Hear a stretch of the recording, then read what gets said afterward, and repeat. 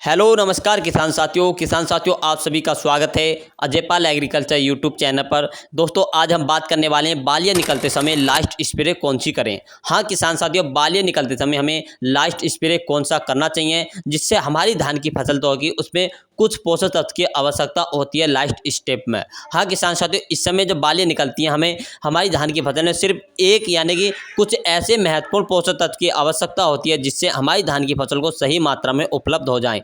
यदि किसान साथियों ये पोषक तत्व हमारी यानी धान की फसल में सही समय पर मिल जाते हैं तो आने वाले समय में जो हमारी धान की फसल में बालियां निकलती है, बालियां निकलने से आप लगभग जब आपके खेत में 1 से 2-3 बालियां दिखने लगें तो उस समय इस स्प्रे को कर देते हैं तो इतना अच्छा उत्पादन बेहतरीन होगा कि आप सोच भी नहीं सकते।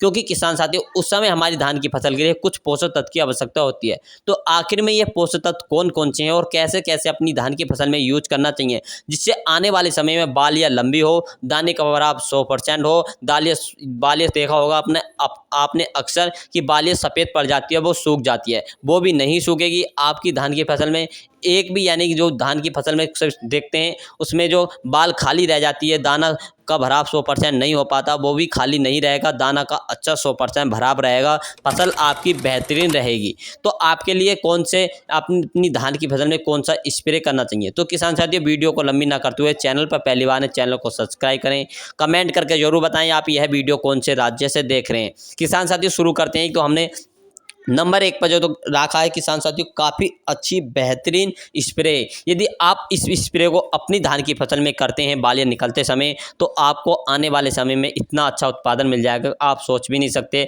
बालियां लंबी आएगी, बालियों का 100% भराव रहेगा और रोग मुक्त आपकी फसल हो जाएगी। यदि आपकी धान की फसल जैसे जैसे बालियां निकलना शुरू होती है उस समय अपनी धान की फसल में होपर, ब्लास्टीड और तनाछेदक इन जैसे रोग और कीटों का आक्रमण शुरू हो जाता है। तो इनके बचाव के लिए हमें क्या करना चाहिए। तो किसान साथियों सबसे पहले शुरू करते हैं हम अपनी धान की फसल में रोगों के और धान में कौन सा स्प्रे करना चाहिए। तो सबसे पहले हम बात करते हैं एनपीके 05234 का। हाँ किसान साथियों एनपीके 05234 की बात करते हैं।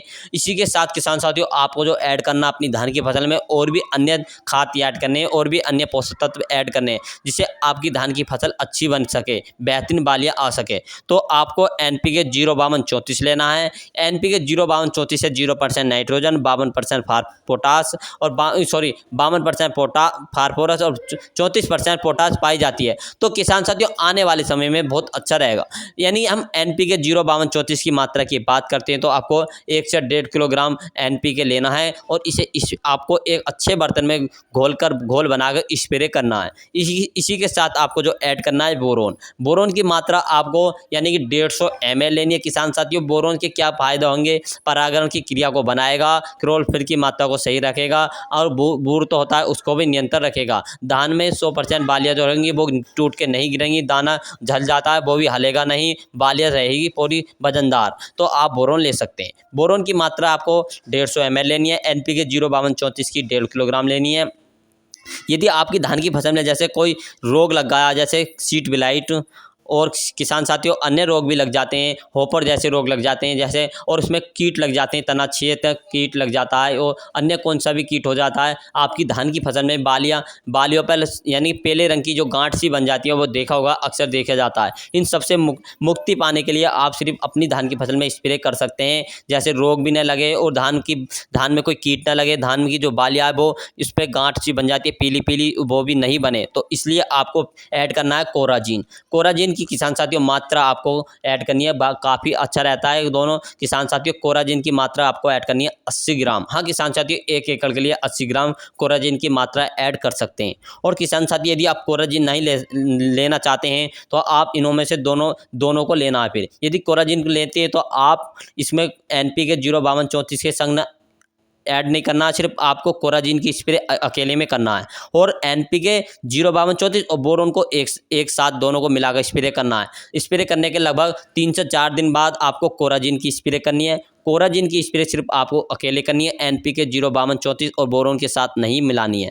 कोराजीन की स्प्रे आपको अकेले करनी है। जो कीटनाशक और फफूंदीनाशक तो बता रहे हैं हम, इनों की स्प्रे अलग करनी है। कोराजीन की आपको 80 ग्राम मात्रा लेनी है। यदि आप कोराजीन ना लेना चाहते हैं तो आप इसकी जगह आप यानी काटब हाइड्रोक्लोराइड ले सकते हैं 50 SP। हाँ किसान साथियों काटब काटब हाइड्रोक्लोराइड 50 एसपी के नाम से आता है, इसे ले सकते हैं। इसकी मात्रा 250 ml लेनी यानी 250 ग्राम लेनी है। और किसान साथियों इसी के संग आपको अमीनो एस्टार टॉप लेना है। किसान साथियों अमीनो एस्टार टॉप लेना है आपको, इसकी मात्रा किसान साथियों आपको 300 ग्राम लेनी है। इन दोनों को एक साथ ऐड करके अपनी धान की फसल में स्प्रे कर सकते हैं। रोग और फंगस और कीटनाशक सबसे दोनों से मुक्त हो जाएगी आपकी फसल। बाल या लंबे आने के लिए NPK 05234 बोरोन का प्रयोग करना है। रोग और कीट हैं तो सबसे पहले सिर्फ एक लेनी है कोराजिन। यदि कोराजिन ना लेना चाहते हैं तो आप इन दोनों को ले सकते हैं, काटब हाइड्रोक्लोराइड 50 SP और अमीनो स्टार टॉप ले सकते हैं 250 यानी 300 ग्राम। हाँ तो किसान साथियों इन दोनों को एक साथ लेना, काटब और अमीनो स्टार टॉप को, कोराजिन अकेले लेना है।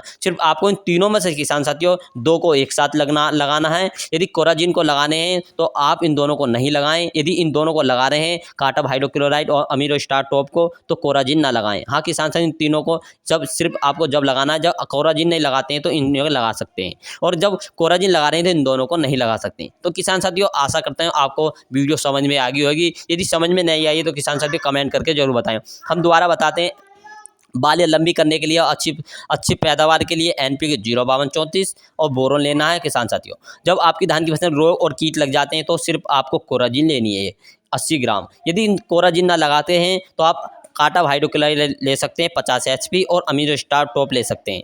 यदि इन दोनों को ना लगाते हैं तो आप कोराजिन लगाएं, और कोराजिन लगाते हैं तो इन दोनों को ना लगाएं। तो किसान साथियों आशा करते हैं वीडियो बहुत अच्छे से समझ में आ गई हो। कमेंट करना ना भूलें कहाँ से हैं आप।